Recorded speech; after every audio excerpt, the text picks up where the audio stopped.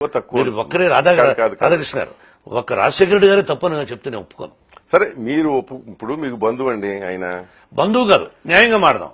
న్యాయంగా మాట్లాడేటట్టు ఒక బంధువు అంటే ఒక్క నిమిషం సార్, బంధువు అంటే నాకు బంధువు అయిన తర్వాత మోహన్ బాబు ఆయన బంధువు అయ్యావు, నువ్వేమి తీసుకున్నావు, నీకు ఒక 10 ఎకరాలు తీసుకున్నావా, 2000 ఎకరాలు తీసుకున్నావా?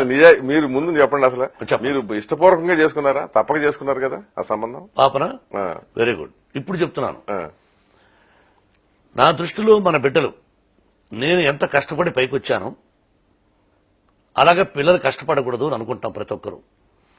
నాకెప్పుడు నేను చూసిన అమ్మాయిని పెళ్లి చేసుకోవాలనే సిద్ధాంతం నాది. సహజం. అది జరిగినప్పుడు వద్దన్నాను తప్ప అక్కడ రెడ్డిని, ఒక కమ్మని, ఒక కాపని, ఒక దళితుడని, ఒక బ్రాహ్మణుని, ఒక వైశ్యుడని కులాలు నాకెప్పుడు కులాల పిచ్చి. ఆ విషయం అడగబోతున్నాను. కులాల పిచ్చి మీలాగా నాకు లేదు. ఉందిలేండి, విన్నాను, విన్నానులేండి, చెప్పనండి ఆ విధంగా చెప్పనండి. ఆ రోజున అందుకని వద్దన్నాను. ఆ తర్వాత ఇక పెద్దలందరూ ఓకే అన్నారు. నా మిత్రుడు వరప్రసాద్ రెడ్డి గారు, మా గురువు గారు దాసనారాయణ గారు, ఏముందిరా ఇక వాడు ప్రేమించాడు పెళ్లి చేసుకోమని ఒప్పుకున్నాను. Today she is my second daughter. First daughter Lakshmi అయితే, రెండో డాటర్ నాకు విన్ని.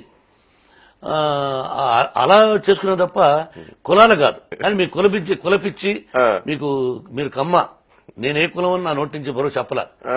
నేను చెప్పలేదే.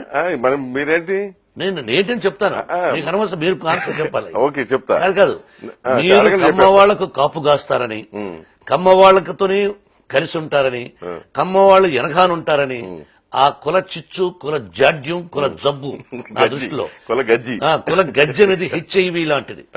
అది ఏ కులమైనా కానీ కాదు. అలా ఉంటే మా కులం వాడే గొప్పవాడు కావాలి, మా కులం వాడే కులం అన్నవాడు వాడు గజ్జి, హెచ్ఐవి లాంటి జబ్బు. మీకు హెచ్ఐవి అన్నగాని మీకు ఆ కమ్మ కుల గజ్జి ఉందని విన్నాను. నిజమా? అయిపోయింది కదా.